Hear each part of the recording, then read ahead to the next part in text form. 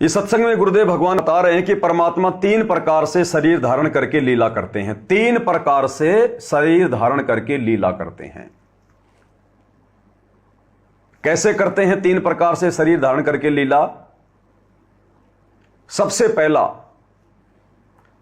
परमात्मा वैसे तो तीनों ही रूपों में सतलोक से चलकर सशरीर धरती पर प्रकट होते हैं, लेकिन पहला रूप क्या है, पहली वो प्रक्रिया क्या है जिस प्रक्रिया से परमात्मा सबका धारण पोषण करते हैं? वो है प्रत्येक युग की शुरुआत में परमात्मा अपने विधान अनुसार, वेदों में लिखी विधि अनुसार, विधान अनुसार शिशु रूप में किसी तालाब में, सरोवर में कमल के फूल पर शिशु रूप में प्रकट होते हैं। वहां से उनको निसंतान दंपत्ति, जिनको परमात्मा ने निमित्त बनाया होता है पहले से, अच्छी आत्मा जो युगों युगों से परमात्मा की भक्ति करती हुई आ रही होती हैं, लेकिन किसी कारण से पार नहीं हो पाती हैं। परमेश्वर उन आत्माओं को शिशु रूप में अपनी परवरिश की सेवा देते हैं और वो निसंतान दंपत्ति उस बच्चे को वहां से उठा ले जाती है और उसकी परवरिश करती है। फिर वो परमात्मा धीरे धीरे बड़ा होता है और एक पूरा लीलामय जीवन जीता है, आत्माओं को अपना ज्ञान देता है, आगे चलकर गुरु की भूमिका निभाता है। इस प्रकार से परमात्मा इस काल के लोक में प्रवेश करके सबका धारण पोषण करते हैं। दूसरी विधि क्या बताई गुरुदेव ने? दूसरी विधि से परमात्मा किसी साधु संत महात्मा का रूप बनाकर, कहीं किसी आश्रम में कहीं कोई 10 साल रह गए, कहीं कोई 20 साल रह गए, कहीं 6 महीने रह गए, और उस क्षेत्र की आत्माओं को धार्मिकता से जोड़ देते हैं उपदेश देकर, ताकि उनको मनुष्य जन्म मिलते रहे, उनकी बैटरी चार्ज होती रहे कलयुग की पिछली पीढ़ी तक, क्योंकि खेल सारा परमात्मा कलयुग की पिछली पीढ़ी के लिए ही करते हैं। तो परमेश्वर कहीं भी कभी भी संत रूप में, साधु रूप में जो है वो प्रकट हो जाते हैं। छोटा सा कोई आश्रम बना लेते हैं, कहीं 10 साल, कहीं 15 साल, कहीं 20 साल, कहीं 6 महीने, और उसके बाद परमात्मा वहां से अंतर्ध्यान हो जाते हैं, वो चले जाते हैं।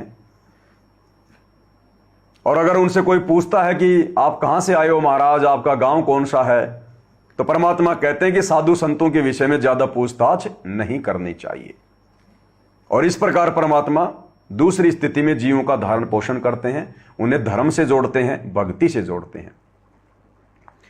तीसरी स्थिति में वो परमात्मा एक जिंदा महात्मा के रूप में प्रकट होता है और अपनी अच्छी आत्माओं को मिलता है और उनको सतलोक लेकर जाता है। उन्हें सारे ब्रह्मांडों से, सारी सृष्टि से, धर्म और सारे उन कर्मों से परिचित करवाता है, उनका ज्ञान योग खोलता है, फिर वापस उन आत्माओं को पृथ्वी पर छोड़ता है, अपने गवाह बनाता है, और वो आत्माएं फिर परमेश्वर से प्राप्त उस ज्ञान का प्रचार करती हैं, तत्वदर्शी संत की भूमिका निभाती हैं। इस प्रकार से तीसरी स्थिति में परमात्मा हम जीवों का धारण पोषण करते हैं।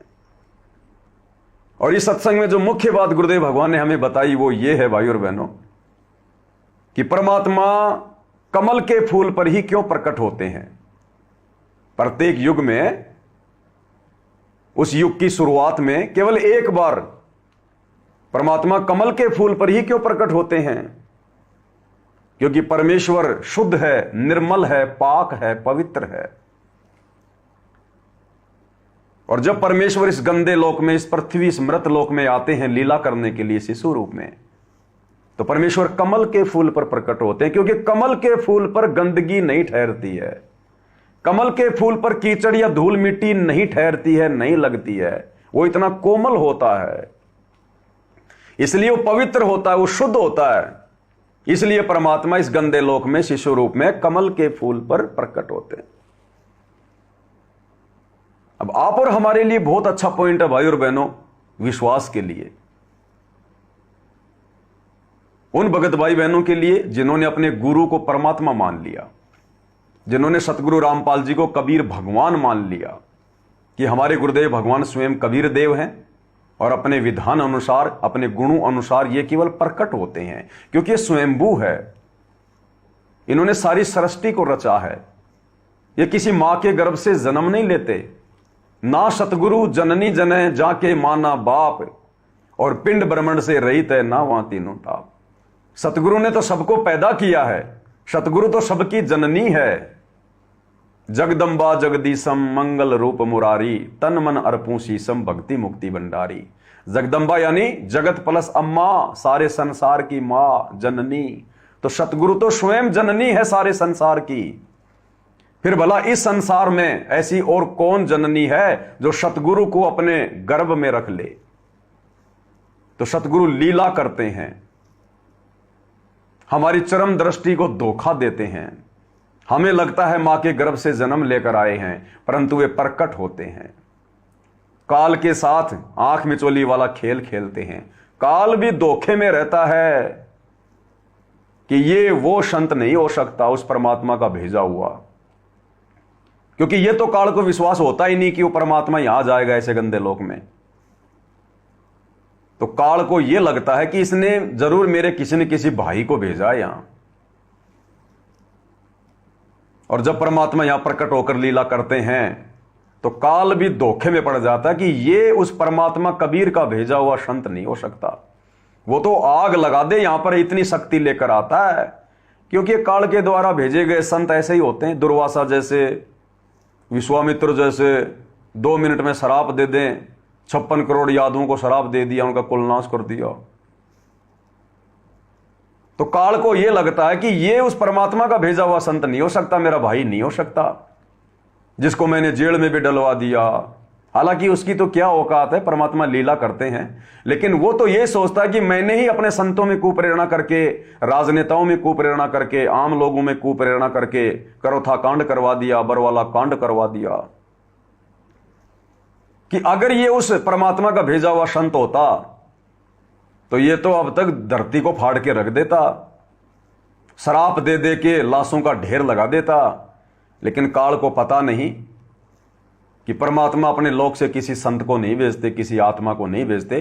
क्योंकि आत्मा कभी भी आत्मा का मोक्ष नहीं करवा सकती, उसके लिए तो परमात्मा स्वयं आते हैं। तो जिन भगत भाई बहनों ने अपने गुरु को परमात्मा मान रखा है, उनको यह उदाहरण बहुत ज्यादा हिम्मत देगा कि जो कबीर भगवान शिशु रूप में इस गंदे लोक में पृथ्वी पर और एक कमल के फूल पर प्रकट होते हैं। क्योंकि कमल के फूल पर कोई गंदगी नहीं होती है, कीचड़ नहीं ठहरता, धूल मिट्टी भी नहीं ठहरती। तो वही कबीर परमात्मा कलयुग की पिछली पीढ़ी में 8 सितंबर 1951 को कैसे एक मां के गर्भ से जेर में लिपटकर, खून से लथपथ होकर, उस गंदगी से लिपटकर बाहर आएगा। अरे मां का गर्भ वो कितनी वो गंदी जगह है। जो परमात्मा फूल पे प्रकट होता है कि वहां पर कोई गंदगी ना हो, वो परमात्मा मां के गर्भ से कैसे जन्म लेगा, उस गंदगी से कैसे जन्म लेगा। इसलिए भाई और बहनों, सारा का सारा ये सूक्ष्म खेल है। हमारी चरम दृष्टि को धोखा दिया जा रहा है। हम देख नहीं सकते, समझ नहीं सकते इस परमेश्वर की लीला को। ये ऐसी लीला करता है ये। तो हम भगत भाई बहनों को विश्वास हो जाना चाहिए इस सत्संग को सुनने के बाद, जिसमें परमेश्वर ने शिशु रूप में कमल के फूल पर प्रकट होने की लीला का जिक्र किया है कि कमल का फूल शुद्ध होता है, पवित्र होता है, धूल मिट्टी नहीं ठहरती। फिर वो परमात्मा 8 सितंबर 1951 को मां के गर्भ से गंदगी से जन्म लेकर कैसे आएगा, और होता प्रकट ही है। और वो परमात्मा सतगुरु रामपाल जी ही है। तो सारा खेल सूक्ष्म है गुरुदेव का, सूक्ष्म। तो क्या कह रहे हैं गुरुदेव भगवान, ध्यान से सुनिएगा। एक रूप में परमात्मा ऊपर के लोक में सिंहासन के ऊपर विराजमान है, और जैसे राजा बैठते हैं मुकुट वगैरह धारण करके, ऊपर सिर पे छत्र है उनके, और बहुत सुंदर उनका शरीर है। एक रोम में, एक बाल में करोड़ सूर्य मिला दे, करोड़ चंद्रमा, तो भी फीके पड़े। इतना नूर है, इतना प्रकाश है भगवान की बॉडी का। तो वो परमात्मा एक रूप में वहां रहते हैं। परमात्मा के अंदर बहुत पावर होती है, वो अनेक रूप भी बना सकते हैं। दूसरी प्रकार की लीला वो करते हैं, प्रत्येक युग में एक शिशु रूप धारण करके और किसी सरोवर में कमल के फूल पर आकर विराजमान होते हैं। कमल के फूल पर ना धूल होती है रुकती है, ना गारा रुकती है, ना जल रुकता है, स्वच्छ होता है, इसलिए परमात्मा उस पर आकर विराजमान होते हैं। क्या कह रहे हैं गुरुदेव भगवान? धूल होती है कमल के फूल धारण करके और किसी सरोवर में कमल के फूल पर आकर विराजमान होते हैं। कमल के फूल पर ना धूल होती है रुकती है, ना गारा रुकती है, ना जल रुकता है, स्वच्छ होता है, इसलिए परमात्मा उस पर आकर विराजमान होते हैं। वहां से निसंतान दंपति उन्हें उठा ले जाते हैं। ये फिर वो धीरे धीरे जिस भी वर्ण में वो जाते हैं बालक रूप में, और उसी में वो अपना उसी क्रिया को करने लग जाते हैं। और उसके साथ साथ फिर जिस उद्देश्य से वो आते हैं, ज्ञान प्रचार करने के लिए, एक सतगुरु की लीला करने के लिए, वो स्वयं ही आते हैं। क्या कह रहे हैं गुरुदेव भगवान? इसके अलावा परमात्मा जिस उद्देश्य से आते हैं, सतलोक से चलकर परमात्मा इस पृथ्वी लोक पर क्या उद्देश्य लेके आते हैं? राजनीति का उद्देश्य लेके नहीं आते, स्टेडियम बनाने का उद्देश्य लेके नहीं आते, यहां की गंदी राजनीति में अपने भक्तों को सड़ाने की मनसा लेके नहीं आते, आरक्षणों में बैठाने की मनसा लेके नहीं आते। भक्ति करवाने के उद्देश्य से, आत्माओं का मोक्ष करवाने के उद्देश्य से परमात्मा आते हैं, और वो परमात्मा स्वयं ही आते हैं। क्या कह रहे हैं गुरुदेव? वो परमात्मा स्वयं ही आते हैं। इससे क्लियर हो जाता है कि समर्थ का काम उसी को साजे और करे तो मूर्ख बाजे। परमात्मा स्वयं ही सतलोक से चलकर आते हैं। इसलिए आप और हम सत्सेवक भाई बहन अपने गुरु को ही परमात्मा मानकर पूज रहे हैं, सेवा कर रहे हैं। तो क्या उद्देश्य लेके आते हैं? केवल भक्ति का, आत्माओं को निर्विकार बनाने का, हंस बनाने का। लेकिन काल बलि भी तो अपना षड्यंत्र पूरा खेलेगा, चद्दर ओढ़ के थोड़ी सोता है फिर वो। तो सारी कुप्रेरणा वर्तमान में सतलोक आश्रम मैनेजमेंट हरियाणा वालों में गुरुदेव के उस मकसद के विपरीत, उस उद्देश्य के विपरीत ये जितने भी भक्ति विरुद्ध जो कर्म करवाए जा रहे हैं आश्रम वालों के माध्यम से, ये काल करवा रहा है। तो क्या कहते हैं परमात्मा? ध्यान से सुनिएगा।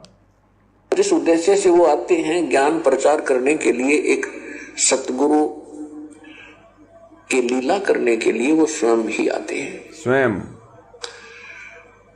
और तीसरी प्रकार की वो लीला करते हैं परमात्मा, जब चाहे तब कभी भी प्रकट कहीं हो जाते हैं, किसी साधु संत के रूप में या किसी अन्य रूप में। तो सुना भाई और बहनों, किस प्रकार से गुरुदेव भगवान ने हमें निर्देशित किया है, आदेशित किया है।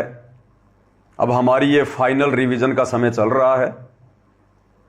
अगर हमसे कोई सवाल करे कि परमात्मा किस उद्देश्य को लेकर पृथ्वी पर आते हैं, तो तुरंत जवाब देना चाहिए कि परमात्मा हम आत्माओं को भक्ति करवाकर हमें मोक्ष दिलवाने के उद्देश्य से धरती पर आते हैं।